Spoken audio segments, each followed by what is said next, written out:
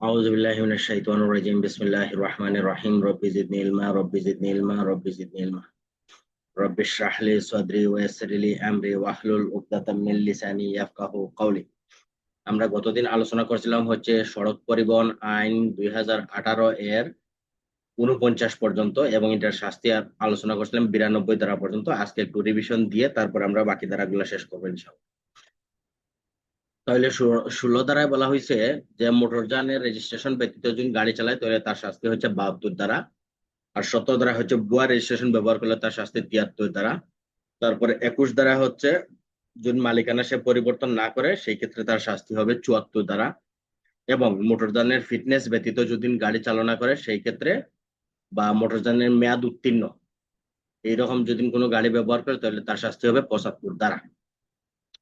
তারপরে হচ্ছে tax token, মেয়াদ উত্তীর্ণ ট্যাক্স টোকেন যদি ব্যবহার করে তাহলে তার শাস্তি হবে 76 ধারা। অর্থাৎ 26-এর সাথে 76, 25-এর সাথে 75, এই ধারাগুলোর সাথে হিসাব রাখবেন। 16-র সাথে 72, তাহলে আপনার কি হবে, সহজে মনে রাখতে সুবিধা হবে। 28 ধারা হচ্ছে রুট পারমিট ব্যতীত যদি পাবলিক প্লেসে গাড়ি চালায় সেই ক্ষেত্রে তার শাস্তি হবে 77 ধারা। তারপরে হচ্ছে বিদেশি নাগরিক বাংলাদেশে প্রবেশে যদি তার নিজের দেশে মোটরযান পরিবহন ইত্যাদি নেয় সেক্ষেত্রে যে বিধিনিষেধ আছে সেটা যদি সে 29-এর শর্ত লঙ্ঘন করে তার শাস্তি হবে 78 ধারা। তারপরে হচ্ছে যেই মোটর 31 ধারা, যে মোটরযান গুলা হচ্ছে এই পারমিট ব্যতীত এগুলা যদি বাণিজ্যিক ভাবে ব্যবহার করে তাহলে তার শাস্তি হবে 79 ধারা। তারপরে হচ্ছে 34 ধারা, গণপরিবহনে ছাড় প্রদর্শন করা নির্ধারিত ভাড়ার অতিরিক্ত ভাড়া নেওয়া যাবে না, যদি নেয় তাহলে তার শাস্তি হবে 80 ধারা। তারপরে হচ্ছে ভাড়ায় চালিত মিটার, ভাড়ায় চালিত মিটারে যদি সে অবৈধ অতিরিক্ত ভাড়া নেয় সেই ক্ষেত্রে তার কি হবে, শাস্তি হবে 81 ধারা। আর হচ্ছে 10 মিটারের ভিতরে 37-এর 10 মিটারের ভিতরে কোনো স্থাপনা নির্মাণ করা যাবে না, যদি স্থাপনা নির্মাণ করে তাহলে তার শাস্তি হবে 82 ধারা। 38-এ হচ্ছে চাঁদাবাজি নিষিদ্ধ, অর্থাৎ পার্কিং এরিয়ায় কোন ধরনের চাঁদাবাজি নেওয়া যাবে না, যদি নেয় সেক্ষেত্রে তার শাস্তি হবে 83 ধারা। আর 40 হচ্ছে কর্তৃপক্ষ কর্তৃক নির্ধারিত মোটরযানের কারিগরি নির্দেশনা যদি অমান্য করে সেক্ষেত্রে 84। এবং 42 দ্বারা যদি ট্রাফিক সংকেত অমান্য করে সেক্ষেত্রে 85। এবং 43 অতিরিক্ত ওজন বহন করলে তার শাস্তি 86। এবং 44-এ হচ্ছে মোটরযানের গতিসীমার অতিরিক্ত গতিসীমা ব্যবহার করলে তার শাস্তি হবে 87। এখানে আপনি মনে রাখবেন 43-এর ডবল 86, তাহলে আপনার জন্য ধরতে সহজ হবে। আর 43-এ বলছে অতিরিক্ত ওজন বহন করলে তার শাস্তি হবে 86। 44-এ হচ্ছে অতিরিক্ত গতি বা গতিসীমা অমান্য করলে তার শাস্তি 87। 45-এ হচ্ছে উচ্চ মাত্রা শব্দ ব্যবহার করা বা যেসব এলাকায় হর্ন বাজানো নিষিদ্ধ এইসব এলাকায় যদি সে হর্ন বাজায় তাহলে তার শাস্তি হবে 88 ধারা। 46-এ হচ্ছে পরিবেশ দূষণ বা ধোঁয়া নির্গত এইসব গাড়ি যদি ব্যবহার করে তাহলে তার শাস্তি হবে 89 ধারা। আর 47-এ হচ্ছে মোটরযান পার্কিং এরিয়া ব্যতীত অন্য কোনো এলাকায় যদি পার্কিং করে সেই ক্ষেত্রে তার শাস্তি হবে 90 ধারা। তারপরে হচ্ছে 48 ধারা, যে আঞ্চলিক অঞ্চলের বাসগুলা, আঞ্চলিক সড়কের বাসগুলা জাতীয় পর্যায়ে যে সড়ক মহাসড়কের গাড়ি তাদেরকে অগ্রাধিকার দিবে, যদি সেই ক্ষেত্রে না দেয় তাহলে তার শাস্তি হবে 91 ধারা। তারপরে হচ্ছে 49 ধারা হচ্ছে বিধিনিষেধ, বিধিনিষেধ যদি অমান্য করে, অর্থাৎ এখানে একটার মধ্যে আছে 14টা আর একটার মধ্যে আছে 8টা, এই বিধিনিষেধ গুলা যদি সে লঙ্ঘন করে তাহলে তার শাস্তি হবে 92 ধারা। তারপরে হচ্ছে 50 ধারা, এখন আজকে থেকে আমাদের এই ক্লাসটা শুরু হবে। 50 ধারা বলছে যে যদি কোনো সরকারি কর্মচারী তার কোনো ভুলের কারণে কোনো ধরনের দুর্ঘটনা ঘটে সেক্ষেত্রে তার বিরুদ্ধে ব্যবস্থা নেওয়া যাবে। তবে এটা বলে নাই যে কোন আইনে তার বিরুদ্ধে ব্যবস্থা নেবে, সেটা কথা বলে নাই। তো যেহেতু সে সরকারি কর্মচারী অতএব তার যে সরকারি আইন আছে, কর্মচারী আইন আছে, সেই আইন অনুযায়ী তার বিরুদ্ধে ব্যবস্থা নেওয়া যাবে। তারপরে হচ্ছে আপনার ঠিকাদারি প্রতিষ্ঠান, সে কি করলো, রোড ডাইভারশনের মধ্যে ডাইভারশন দিল না, সাংকেতিক চিহ্ন দিল না, এই যে কমিটি গুলো আছে, কন্ট্রাক্টর আছে বা যারা এই কাজগুলা করছে যদি তারা এইসব গাফলতি করে সেই ক্ষেত্রে তাদের বিরুদ্ধে ব্যবস্থা নেওয়া যাবে। 50-এ বলছে, তবে সংশ্লিষ্ট কোনো কিছু বলে নাই, বলা আছে যে তারা যদি এইগুলা গাফলতি করে ত্রুটিপূর্ণ কাজ করে সেক্ষেত্রে তাদের বিরুদ্ধে ব্যবস্থা নেওয়া যাবে। তারপরে হচ্ছে 51 ধারা, যে বিস্ফোরক দ্রব্য বা দাহ্য পদার্থ, বিস্ফোরক দ্রব্য বা দাহ্য পদার্থ সে যথাযথ নিয়ম না মেনে যদি সেটা বহন করে, কি করে? বিস্ফোরক দ্রব্য মনে করেন যে তার যে কন্টেনারে নেওয়ার কথা সেই কন্টেনারে সে না নিয়ে খোলাভাবে নিয়ে গেল, অথবা বিস্ফোরক দ্রব্য যেই রকম প্যাকিং করিয়ে সে গাড়িতে নেওয়ার কথা সেইভাবে না নিয়ে সে অবহেলাপূর্ণভাবে আচরণ করলো, সেই ক্ষেত্রে তার শাস্তি হবে 93 ধারা।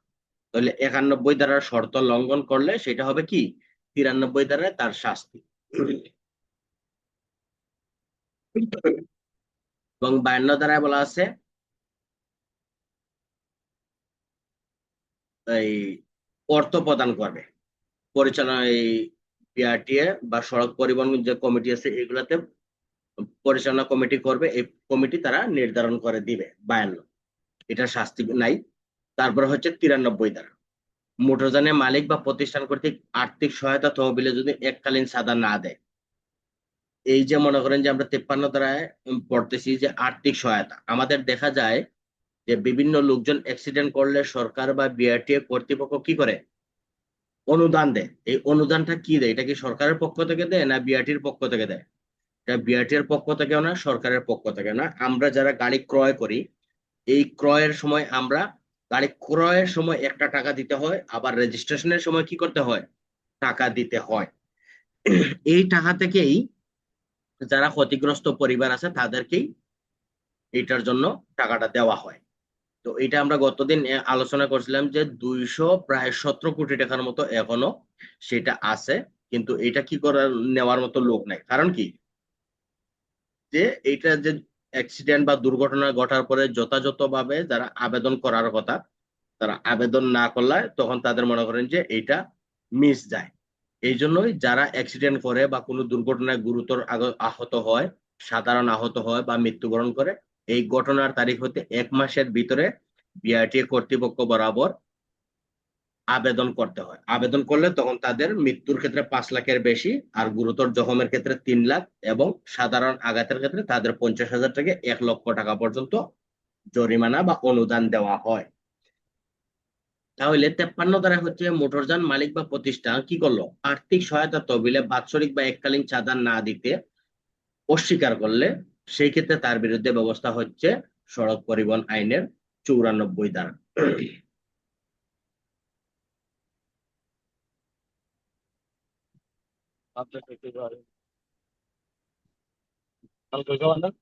তারপরে হচ্ছে 54 যারা ট্রাস্টি বোর্ড, ওইগুলো আমাদের লাগবে না, ওইগুলো এমসিকিউ আসবে না। এখন আমরা চলে যাব সরাসরি 62 ধারাতে।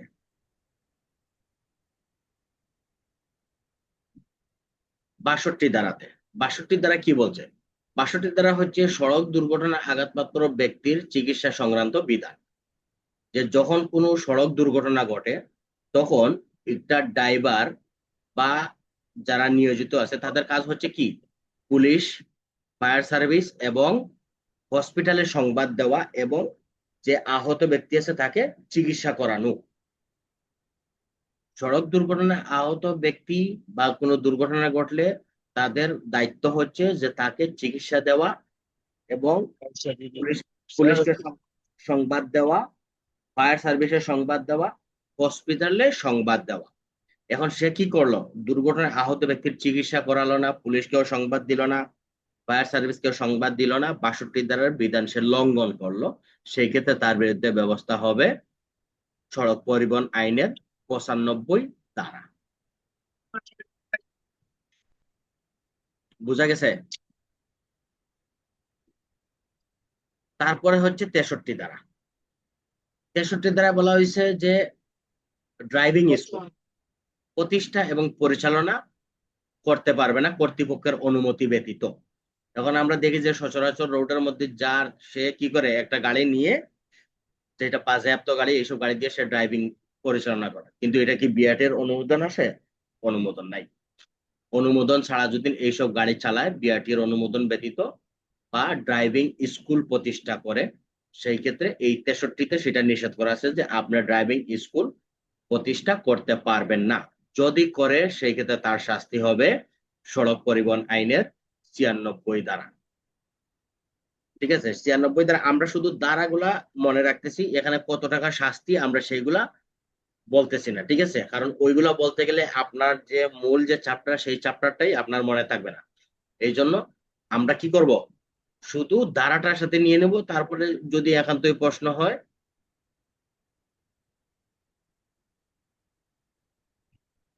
Wah, halam sore, kada turun dari lori.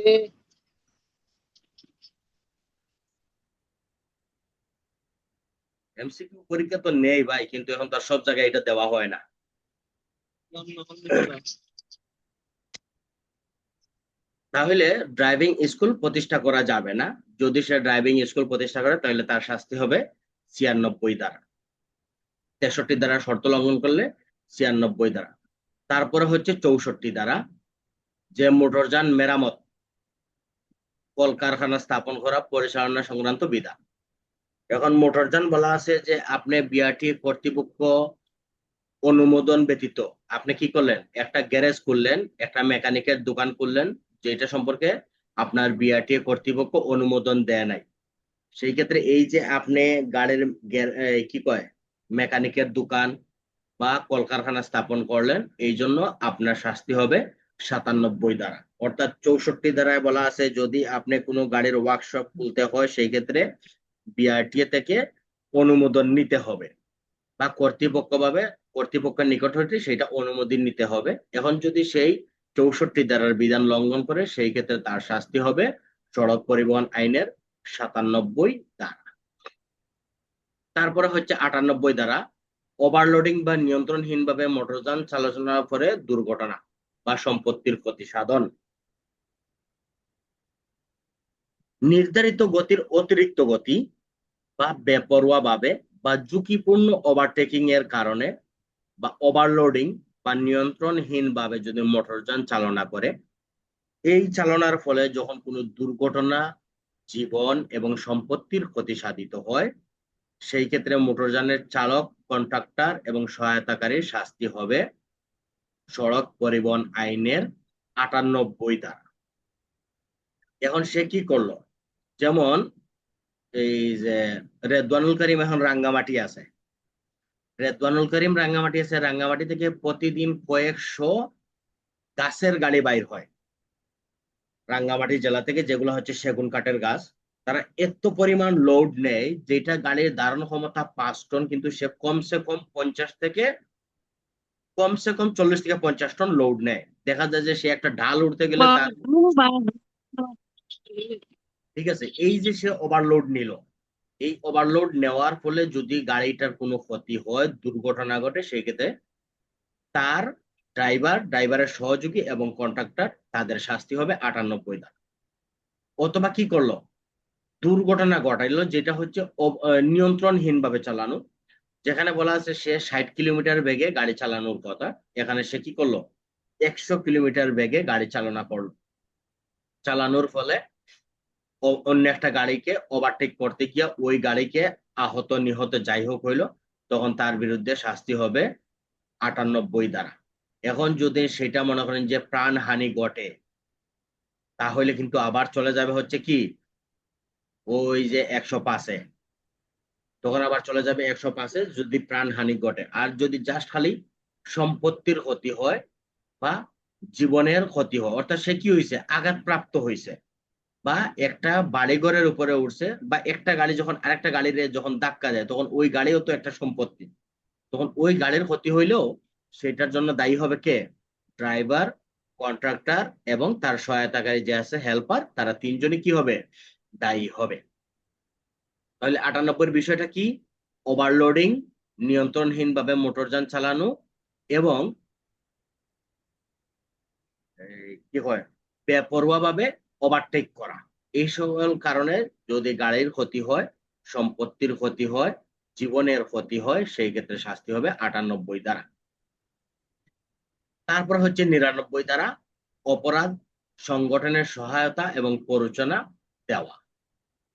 তাহলে অপরাধ সংগঠনের সহায়তা প্ররোচনা দেওয়া সড়ক পরিবহন আইনে কোন ধরনের সহায়তা হইতে পারে, যে এটা অপরাধ সংগঠনের জন্য সে প্ররোচনা দিচ্ছে, সহায়তা করছে, 99 ধারা এটা কি ধরনের সহায়তা হইতে পারে একটু বলেন তো দেখি, সেন্টু মিয়া বলেন।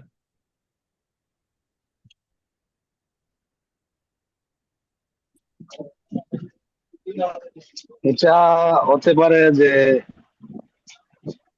আমি গাড়ি চালানো অবস্থায় কোনো একটা দুর্ঘটনা ঘটেছি, হুম ঘটানোর ফলে আহ, সেখানে আমি অবস্থান না করে ওইটার ভালো মন্দ দিক বিবেচনা না করে কেউ আমাকে বললো যে তুমি এখান থেকে সরে যাও, নচেত তোমার ক্ষতি হতে পারে।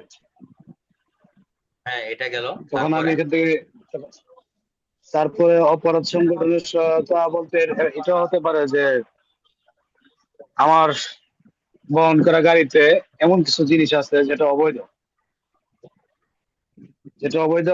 সেটা হয়তো আমি জানি না, বাট যে আমাকে ক্যারি করে দিচ্ছে সে জানে, বা আমি জানি কিন্তু যাকে দিয়ে নেওয়াচ্ছি বা যে জায়গায় যাবে সে জানে না, এরকম। হ্যাঁ, এটা ঠিক আছে, কিন্তু একটা জিনিস মনে রাখতে হবে, সড়ক পরিবহন আইনের যেখানে শাস্তির বিধান আছে যেই ধারাগুলা, এই ধারার মধ্যে অপরাধ করার জন্য প্ররোচনা দেওয়া। যেমন আপনি মনে হয় ড্রাইভিং সিটে বসে রয়েছেন, আমি আপনার সেকেন্ড সিটার হিসেবে বসা আছি।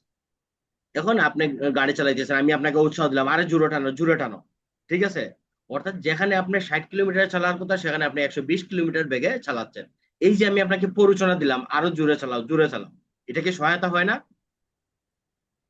এটাও সহায়তা হয়। তারপরে মনে করেন যে আপনার গাড়িতে লোড নেয় হচ্ছে 5 টন, আমি বললাম যারা ভাই তুমি 10 টন নেও, কোনো সমস্যা হবে না, ঠিক আছে? বললাম যে 10 টন নাও, কোনো সমস্যা হবে না, এটা কি সহায়তা করা।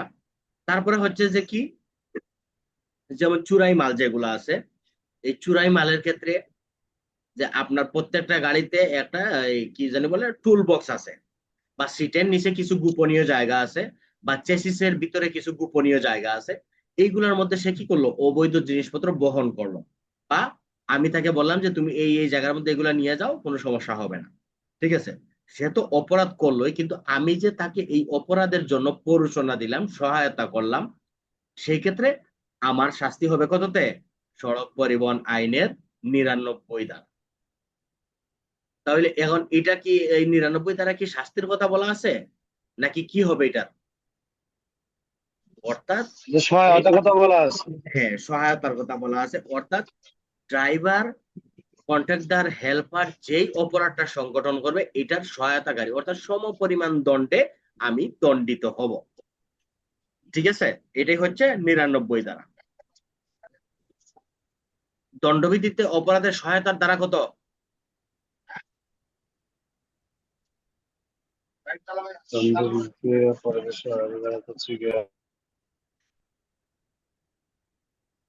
নুরুল ভাই, সময় আপনার নারী শিশুতে হচ্ছে 30, তারপর হচ্ছে যে মাদকে হচ্ছে যে 41, সড়ক পরিবহনে 99, কিন্তু দণ্ডবিধিটা ডিভিশন নাই। দণ্ডবিধিতে 109 থেকে 114, আব্দুল আহাদ সঠিক, ঠিক আছে, আব্দুল আহাদ সঠিক, ঠিক আছে, 109 থেকে 114। কারণ কি, এখানে আপনার সহায়তার দ্বারা তো হচ্ছে 109 হচ্ছে কি, আমি যা বলছি সে তাই করছে, আর 10 হচ্ছে দুইজনের ভিন্ন উদ্দেশ্য, 11 হচ্ছে কি সহায়তার সাথে আরেকটা কাজ বেশি করছে, 12 হচ্ছে সম্পর্কিত, 13 হচ্ছে পরিণতি, আর 14 হচ্ছে উপস্থিত থাকিয়া করা, ঠিক আছে? এগুলো এইভাবে মনে রাখতে হবে, না হলে কিন্তু আবার সহজ হবে না। তারপরে হচ্ছে 100 ধারা, অপরাধ পুনরাবৃত্তি করা। তাহলে এটা আমরা কি বলতে পারি, এটাকে অপরাধ পুনরাবৃত্তি করা,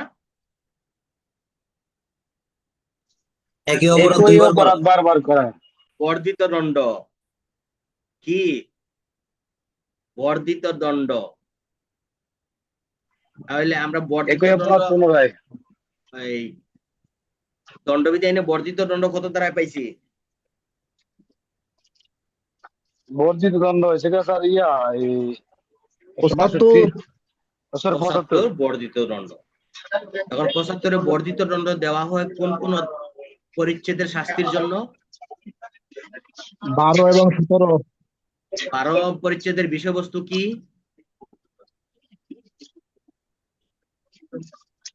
ওই যে মুদ্রা চুরি সম্পর্কিত। ডাকাতি।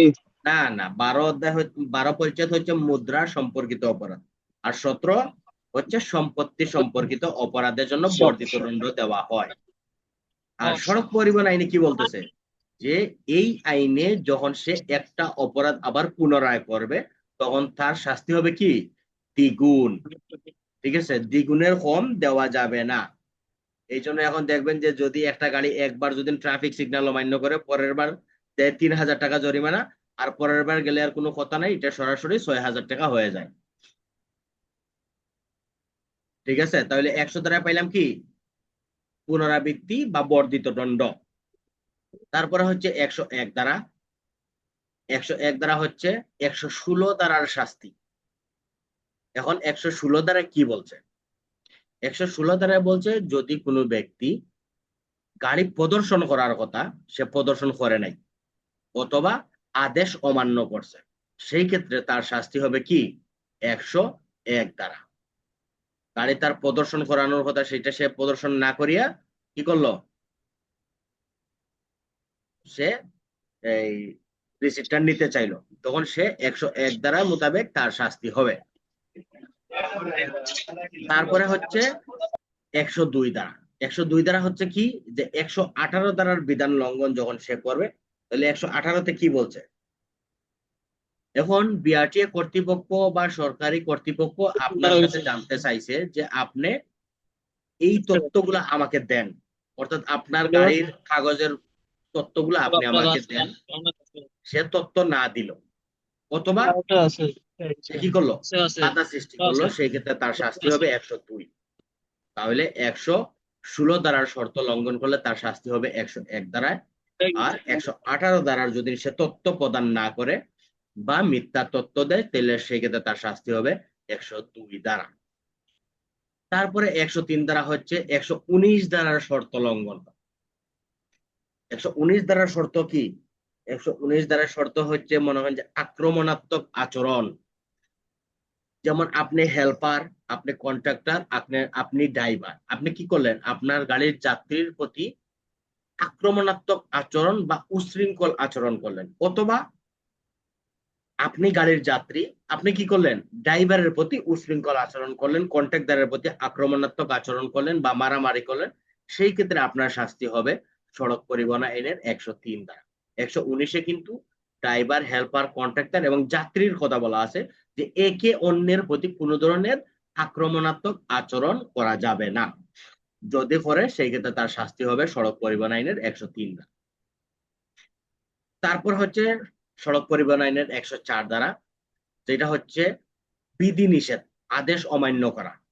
সরকার আপনাকে যে বিধিনিষেধ দিছে 124 দ্বারার বিধিনিষেধ, যে সরকার বিধিনিষেধ দিবে সেটা আপনি মানিয়ে চলতে বাধ্য। এখন সরকারের নীতিমালা অনুযায়ী আপনাকে বলছে যে আপনি মহাসড়কে এতটা থেকে এতটা পর্যন্ত চলতে পারবেন না, আপনি চললেন।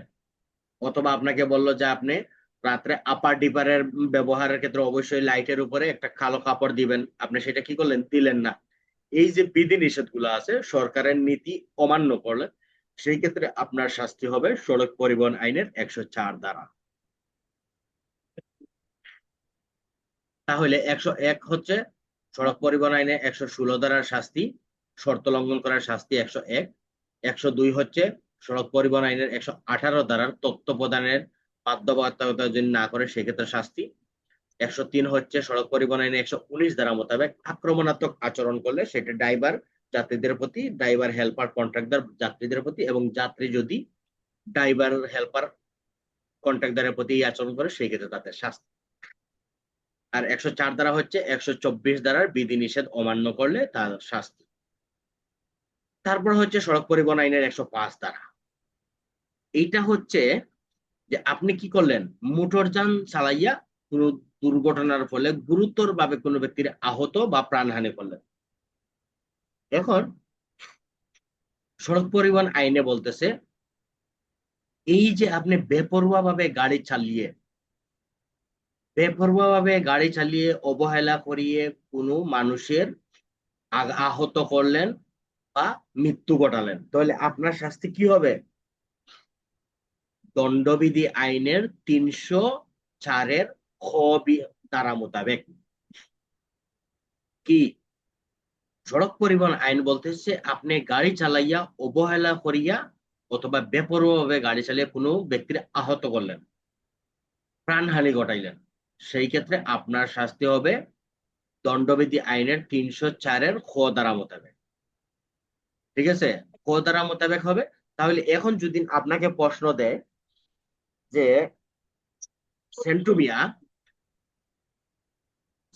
মিয়া বেপরোয়াভাবে গাড়ি চালিয়ে রাস্তার পাশে যাত্রী রেদওয়ানুল করিমকে গুরুতরভাবে আঘাতপ্রাপ্ত করে, সেই ক্ষেত্রে সেন্টু মিয়ার অপরাধ কি? তাহলে উত্তর কি দিবেন?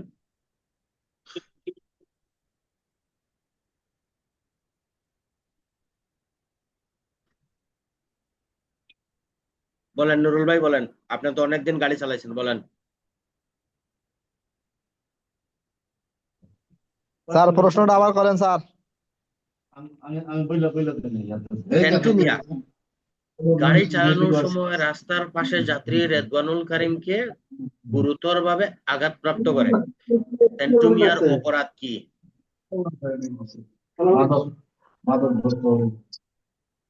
এই ধরনের সময় নেই রে ভাই, আমার মনে হয় খালি অপেক্ষা আছি ইয়ারটা আমার ওই যে মানে 98 কথা বলছেন নাকি? 98 হ্যাঁ, 98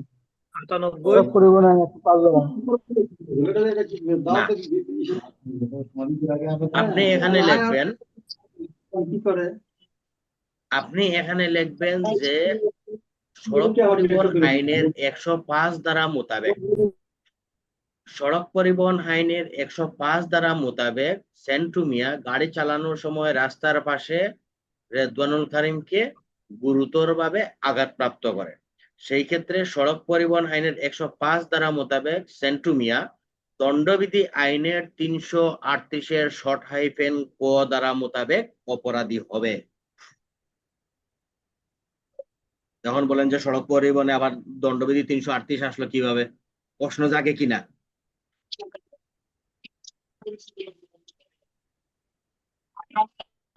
প্রশ্ন থাকলে প্রশ্ন করেন, না হলে এটা এখানেই শেষ করে দেব, এই দ্বারা এখানেই শেষ করে দেব। প্রশ্ন থাকলে বলেন। এটা তো কিন্তু স্যার এটা পরিবহনের চ্যানেল ভালো হয়। হ্যাঁ, দণ্ডবিধি সড়ক পরিবহন আইনের 105 দ্বারা স্পষ্ট বিধানে বলা আছে, যখন কেউ গাড়ি চালিয়ে কোনো ব্যক্তির আহত করবে সেই ক্ষেত্রে আপনি দণ্ডবিধি আইন অনুসরণ করতে হবে। তাহলে দণ্ডবিধি আইনে গাড়ি চালিয়ে কোনো ব্যক্তিকে আহত করা, সেটার কত ধারায় উল্লেখ আছে? 338-এর ক। 338-এর কতে সেটা উল্লেখ আছে। বেপরোয়াভাবে গাড়ি বা অশ্বারোহণ করিয়া কোনো ব্যক্তিকে যদি আহত করে সেই ক্ষেত্রে তার শাস্তি। এখন আপনি কি করলেন, গাড়ি চালিয়ে কোনো ব্যক্তির প্রাণহানি ঘটালেন, তাহলে আপনার বিরুদ্ধে কি ব্যবস্থা নিবে? তাহলে তো দণ্ডবিধি আইনে তো ব্যবস্থা নিতে হবে। তখন আপনাকে আগে বলতে হবে সড়ক পরিবহন আইনের 105 ধারা মোতাবেক সেন্টু মিয়া একজন ব্যক্তি গাড়ি চালিয়ে মৃত্যু ঘটায়, সেই ক্ষেত্রে তার শাস্তি হবে দণ্ডবিধি আইনের 304-এর হাইফেন খ ধারা মোতাবেক। এখানে কিন্তু স্যার ওই যে ফাঁসে কিন্তু একটা কথা বলা আছে যে 304-এ যাই থাকুক না কেন, এটা ওই মৃত্যু ঘটালে ওটা দণ্ডবিধি হিসেবে বিচার করতে হয়েছিল। যাই থাকুক না, ওইখানে তো স্যার তো বলা আছে যে বেপরে ভাবে গাড়ি চালালে দুর্ঘটনা ঘটাইলে শাস্তি। তাহলে এখানে তো 338 দিলেন, তাহলে এই তখন আর কি 338 যাইতো না? 38 আসবে আহতর ক্ষেত্রে, আহত করলেন, তখন আপনি সেটা আহত করছে, আপনি কি তারা ফাঁসির আসামি বানাই দিবেন? না না না, হ্যাঁ, কারণ 304-এ তো বলছে যখন কোনো ব্যক্তির মৃত্যু ঘটবে তখন তার শাস্তি। তখন আপনি আহত করলেন, এখন তার জন্য আপনি মৃত্যুর শাস্তি দিয়ে দেন, তাহলে কি সেটা হবে? এই জন্য আপনাকে 338-এর শর্ট হাইফেন কতে যাইতে হবে। আর যদি সেটা মৃত্যু ঘটে তাহলে আপনাকে যাইতে হবে কি 105-এর রেফারেন্স নিয়ে আপনাকে যাইতে হবে দণ্ডবিধি আইনের 304-এর খতে। বুঝা গেছে? আপনারা কিন্তু প্রথমে আগে 105-এর রেফারেন্স গাইতে হবে, ঠিক আছে? 105-এর রেফারেন্স গিয়ে তারপরে তারা শাস্তি দিবেন কি দণ্ডবিধি আইন অনুসারে। তার মানে যদি এখানে যদি মৃত্যু ঘটায় তাহলে 304-এর খ, আর যদি আহত করে তাহলে 338-এর ক। হ্যাঁ, সঠিক। স্যার এখানে তো শর্ত লাগাই দিছে স্যার, 105-এ শর্ত লাগাই দিছে স্যার। গেলাম আবার গেলাম কি শর্ত? শর্ত বলছে যে 304-এর যে খতে যে শাস্তিটা আছে, হুম সড়ক পরিবহন আইনে যদি অবহেলা করে বা দুর্ঘটনা করে কোনো লোক মারা যায়, তার শাস্তি হবে 5 বছর। আমি মানে বলি 360-এ তো আপনার শাস্তি দিবে, ঠিক আছে, কিন্তু 105-এ এখানে আপনার শাস্তিটা একটু বাড়াই দিছে, ঠিক আছে, বাড়াই দিছে যে আপনারে 5 বছর কারাদণ্ড বুক করতেই হবে, ঠিক আছে, 5 লক্ষ টাকা জরিমানা দেওয়াই লাগবে, ঠিক আছে, এইটা একটা শর্ত লাগাই দিছে। অর্থাৎ 360-এ দেখা গেছে আপনার 2 বছর শাস্তি, ওই 2 বছর হবে না, আপনারা 5 বছরই শাস্তি দিতে হবে। বুঝা গেছে? শর্ত দেওয়া মানে কি, যে তার শাস্তিটা একটু বাড়াই দেওয়া, যাতে সে দণ্ডবিধিতে যদি কম শাস্তি থাকে, যাতে সে কম শাস্তিতে রেহাই না পায়। এই জন্যই ওই শর্তগুলা দিয়ে শাস্তিটা একটু বাড়াই দিছে। তাহলে শাস্তি ওই 304-এর ক্ষয় হবে, 360-এর শাস্তিটা হই, 5 বছর হবে, হ্যাঁ 5 শাস্তি বছর হবে হবে। 5 বছর। হ্যাঁ, ঠিক আছে স্যার। তারপরে হচ্ছে সড়ক পরিবহন আইনের স্যার 106 ধারা। একটু স্যার ওই যে এই ভাই যে কথাটা বললো যে শাস্তি হবে 304, আবার বললো যে শাস্তি আবার 105। মানে এখানে তো এই যদি মৃত্যু ঘটনা হয় তাহলে তো 304-এর কত দিবে, শাস্তিটা হবে ওই যে 5 বছর সড়ক পরিবহন আইনে। হুম, শুনেন আমি আপনারা এখানে বলি, তো আর জি আমি স্যার। আপনারা বলি, ওই শাস্তি নিয়ে আপনাদের এত মাথা কামানোর দরকার নাই। শাস্তি কি আপনি দিবেন না আমি দেব? আপনিও দিবেন না, আমিও দেব না, দেবে হচ্ছে আদালত। এখন আদালতে যদি প্রয়োজন মনে করে আসামিরে বেকসুর খালাস দিয়ে দেখ, আর যদি মনে করে যে হ্যাঁ 5 বছর শাস্তি দিবে তাইলে দেখ, এটা হচ্ছে আদালতের ব্যাপার, ওইটা তো আপনার আমার ব্যাপার না, ঠিক আছে। শুধু আমরা জানিয়ে রাখলাম এটাই, যে প্রাণহানি ঘটলে সড়ক পরিবহন আইন 105 অনুযায়ী 300 দণ্ডবিধি 304-এর হতে তার শাস্তি হবে। আর হচ্ছে কি আহত হইলে সড়ক পরিবহন আইনের 105 ধারা অনুসারে দণ্ডবিধি আইনের 338-এর ক ধারা মোতাবেক তার শাস্তি হবে। এইটুকু পর্যন্ত আমরা একটু জানিয়ে রাখি, ঠিক আছে। আচ্ছা স্যার, একজন ভাই যে মেসেজ লিখলো পেনাল করে মামলা হয় না এখন, চার্জশিটে তো পুলিশ দিবে স্যার। চার্জশিটে পুলিশ দিবে মানে 105-এর রেফারেন্স আমি তো বলে দিলাম, যে দণ্ডবিধি আইন সড়ক পরিবহন আইনের 105 ধারা রেফারেন্স অনুযায়ী 304 305, ওই যে উনি বাংলা লেখছে এটা তো আমার কাছে শু করতেছে না, এই জন্য আমি বুঝতেছি না। উনি লেখছে যে পেনাল করে মামলা হয় না এখন, হুম, চার্জশিটে তো পুলিশ দিবে স্যার, চার্জশিট তো পুলিশ দিবে স্যার। হ্যাঁ চার্জশিট ওই যে যদি ওই রকম পাক্কা দারোগা হয় তাহলে সে লিখে দিবে সড়ক পরিবহন আইনে 105 ধারা মোতাবেক দণ্ডবিধি আইনের 304-এর ক ধারা মোতাবেক তার বিরুদ্ধে প্রসিডিং দাখিল করবে, ঠিক আছে। পাক্কা যদি পাক্কা খেলোয়াড় হয় তাহলে সে ওইভাবেই মনে হয় যে খেলা খেলাই দিবে। আর যদি আমার মতো মনে হয় যে না জানা খেলোয়াড় হয় তাহলে ওই মনে হয় যে শুধু সড়ক অথবা দণ্ডবিধি নিয়ে পড়ে থাকবে।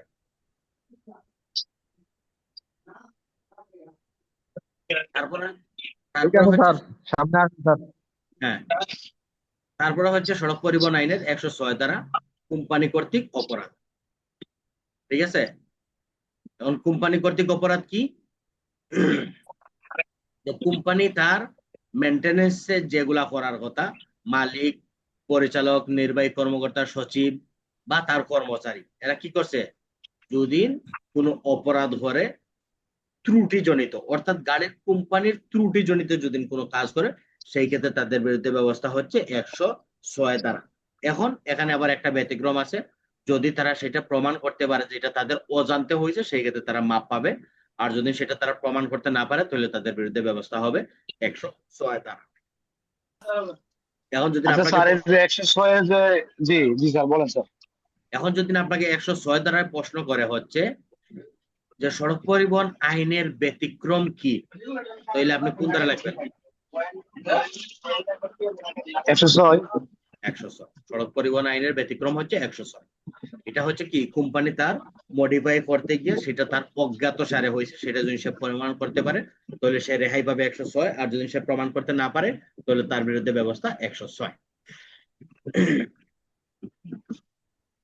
ঠিক আছে।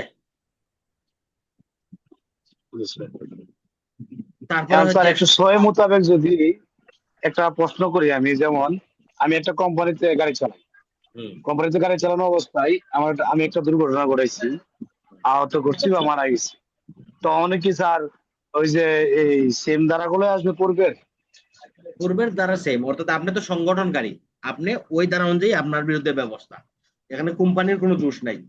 এখন যদি দেখা যায় যে কোম্পানি হচ্ছে কি গাড়ির ব্রেক তারা মেনটেনেন্সের ত্রুটি ছিল, সেই ক্ষেত্রে তাদের বিরুদ্ধে ব্যবস্থা হবে 106। আর আপনি এখন তো হচ্ছে ধরেন স্যার দুর্ঘটনাকারী। কোম্পানির গাড়ির ত্রুটির কারণে দুর্ঘটনা ঘটছে, হ্যাঁ, গাড়ির ত্রুটিজনিত এখন কারণে এখানে চালকের কি হবে? গাড়ির ত্রুটিজনিত কারণে হইলে তো চালকের কোনো দোষ নাই। তখন ওই যে মনে হয় যে 106 কোম্পানির বিরুদ্ধে ব্যবস্থা নিবে। এখন যদি মনে হয় যে সেটা একজন মানুষজন মারা যায়, তাহলে কোম্পানির বিরুদ্ধে ব্যবস্থা হবে, মহাপরিচালক জিএম যারা বিরুদ্ধে ওই যে 105 304 অর্থাৎ যে ক্ষতি হবে ওই ক্ষতি অনুযায়ী ওই ধারাতে চলে যাবে। তো মূলত তো প্রথমত হচ্ছে যেহেতু আপনি গাড়ির পাইলট, আপনার বিরুদ্ধেই প্রথম অ্যাকশনটা হবে, পরে গিয়ে আপনি প্রমাণ করবেন যে এটার জন্য আমি দায়ী না। জি স্যার, ঠিক আছে স্যার। তারপরে হচ্ছে 107 আপিল, অর্থাৎ যখন কোনো